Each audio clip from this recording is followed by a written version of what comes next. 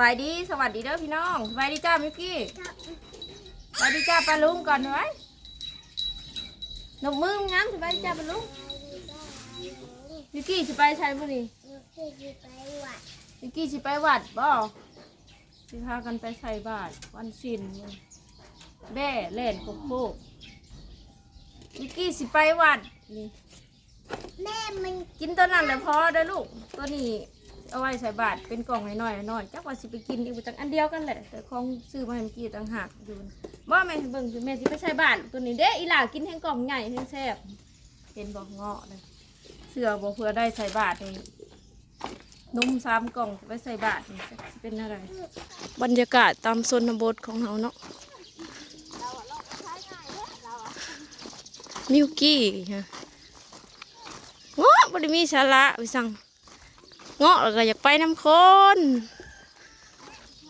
สาวนี่ใส่เกือบส่วนสูงไปวัดโอ้ยขี้เดียดเลยเนาะถ่ายย่างค่ะเนาะ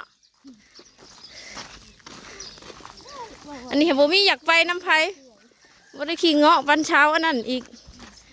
น่าดื้อก็อยู่หันเงาะก็อยู่หันอยากไปน้ำคนก็อยู่หันมิวกี้นะพูดดิพูดใหญ่หนัวเอาอย่างพูดใหญ่เขาบางหาดทุกคนบางหาดกกอยู่วัดพอดีจิ้มแจ่วพงกินแสบสงสัยเด็กน้อยหักลงมาให้กบอกง่ายมากเต็มอยู่พี่น้องเอ้ยเริ่มหาอึดเลยได้บางหาดนะกกอยู่วัดนี่แหละไม่แต่เด็กน้อยมาขึ้นเบอร์เกอร์กับมาวัดทำมั้งมีหมากมันให้หมดทุกคนลายอยู่เลยกำลังเริ่มใหญ่บางหันยังน้อยๆอยู่บุญบังไฟบ้านหวยยางกับวันที่11 เมษายนพี่น้องปีนี้ปีที่แล้วเพิ่นบ่ได้จัดตั้งแต่ปี2023 2024บ่2025บ่ได้จัด2026ได้จัดอีกทีว้ามักม่วงใหญ่เบิดเลยป่ะยูกี้พุ่นป่ะขึ้นกัน บักเบอร์เกอร์ตามอีหล่าบ่ลูกหนูเห็ดมาแล้วเห็ดบอกว่าเกิดตามอีหล่าจะล้มวะคนวันทันได้ลงมาลายทุกคนมาก็นั่งรอคนซะก่อนมิวกี้นี่ก็บัดค้าขึ้นจากวัดนี่เห็นผู้ใดก็อยากไปนำเลยเฮ้ยมันไม่ได้อยากไปนำคนได้เห็นผู้ใดก็จับแขนเขาปรับอยากไปนำเห็นขนมมากแล้วก็รอๆหน่อยมากแต่อดทนเนี่ยโยมเห็นอะไรก่อนอยากกินขนมดำๆมิวกี้เห็ดนี่ก็เอาเลยเห็ดอะไรเอาสาธุ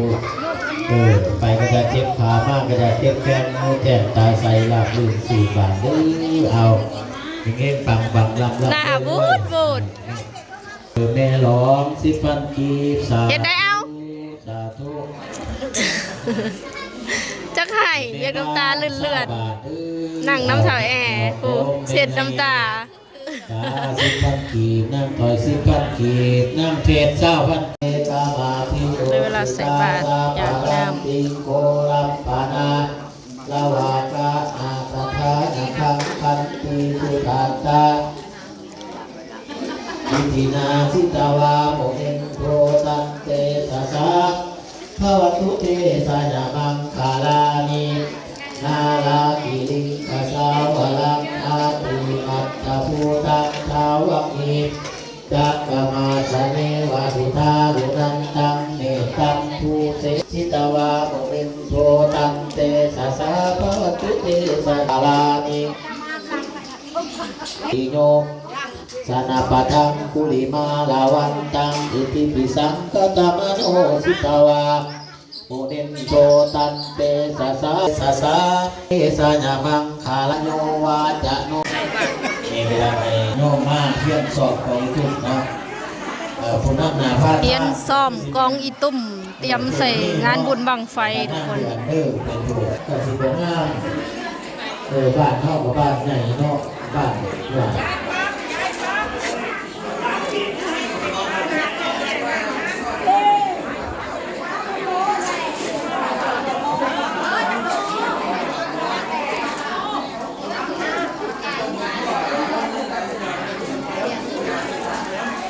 น้อยนี่ข้างประตูล่างใส่บาทออกมาแล้วพี่น้องเพื่อนของน้องอะไร และวันที่11เนาะในการในงานมันจะมีอยู่เนาะอันนี้หนึ่งแหละกองโหดเนาะกองโหดรวมฟังคักๆเนาะอันนี้จะได้มาถามกันขึ้นบ้าน ประกาศว่าเรื่องข่าวบุญ และกอง 11 เม โหด ษายน มี2งานอยู่ในงานเดียวเนาะอันนี้ฮะในภาคเศร้าเริ่มแต่8 โมงขึ้นไปจะมีการแห่เนาะอันนี้แห่บ้านคือจะเก่าเนาะสำหรับบังไฟเนาะอันนี้โต๊ะบัง700 บาทเนาะอันนี้10บังเนาะอันนี้ประกาศเป็นทางการเนาะบัง700 บาทบังเนี่ยมาเนี่ยแหละเนาะอันนี้เพิ่นแจ้งการมาเนาะอันนี้ บังพันสอง สำหรับกองโหดเนาะอาณาของ บัง รว พัน ม สองหาบัง รวม 700 เนาะ 10 บัง บัง ภาย ไฟ ในงานบุญ บังไฟ10 กว่าบัง เพิ่นได้ปรึกษาหารือเนาะ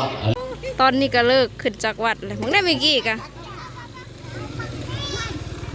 จับแขนไปหอบเบิดมายื้อเอามังหาดก่อนทุกคนเลย เอามังหาดไปกินกับแจ่วพงก่อน อย่าจับพลอยใส่จ่องเสาไฟฟ้านะหมากใหญ่ก็มีอยู่หาเบิ่งตามซอกตามลืมฮะวางอันนี้ไว้ก่อนอย่างมึงอ๋อยางผูสิบัดแล้ว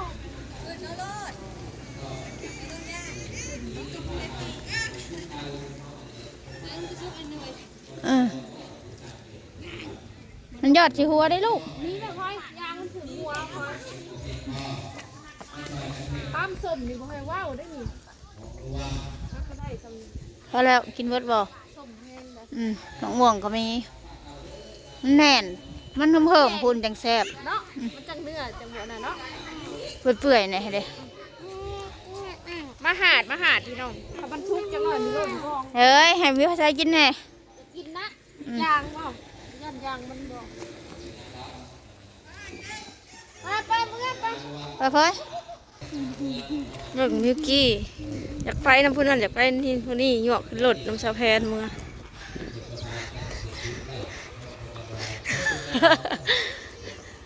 หาอยากไปแต่น้ำคนเฮ้ยเอาไป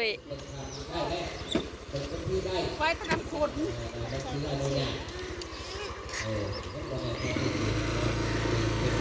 เฮ้ยไปยังได้อยากไปแต่น้ำคนนี่ ป้าชุบข่อยกันย่างใกล้เติบอยู่ว่าหูจัก100 เมตรกว่าว่า500 หรือ800 เมตรผูจักไกลอยู่ไหนประมาณ800 เมตรผูจักประมาณ800 เมตรเดี๋ยวมาฮอดกิโลอ้าวจอกชั้นทีอ่ะเบิ่งเบาเซเว่นเอ้ยเห่าเสียงดังแถมเอ้ยว้าวว้าวว้าวว้าว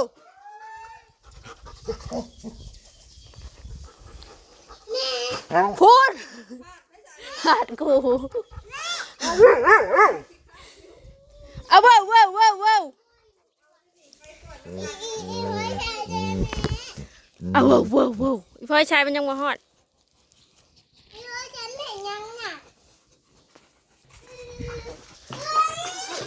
อ้าวเช็ดแบบนี้มันดื้อนี่มันดื้อหัดคอมันนี่บักเสียงดังๆอันนี้นะเอาว้าวว้าวว้าวว้าวเฮ็ดผู้เจ้ามาว้าวว้าวว้าวว้าวนี่ใช้กาแฟเด้กาแฟเลยโอ้มันเฮ็ดเวลามันยืนสูงเพียงบ่าคนนั่นเซเว่นเอ้ย มาบาชื่อคนตายเหรอ เอาแพรเขาไปเก็บก่อนเด้อบังหาดแม่เอายื้อมาแต่กกอยู่วัดหั่นเด้มาแต่วัดป้าคอใหญ่พ่อบนใส่กับเอาในนองปกติตึกมันไม่ได้พี่น้องใหญ่ๆอย่าได้มันข้าวเลยลูก2 ตัว 3 ตัวลายคำควาย แม่ดูที่ยัง อัดไว้ก่อนใส่กับเอาในนองแล้วมันเข่ากับแล้วก็เอาหยกขึ้นมาแล้วก็ดังไพ่เห็ดกินก็ถึก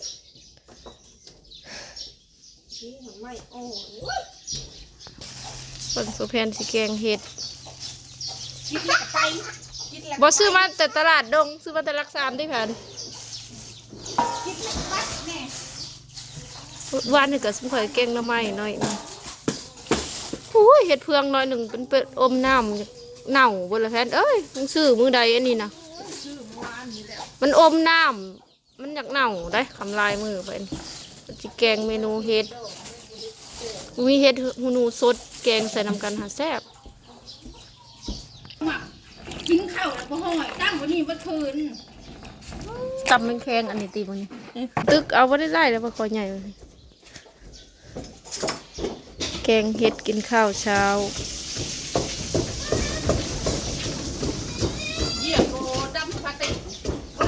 ที่วัดเพิ่นก็จะมีประกาศอันเรื่องบุญพี่น้องกฎระเบียบในเรื่องบุญคือว่าจะมีบังไพ่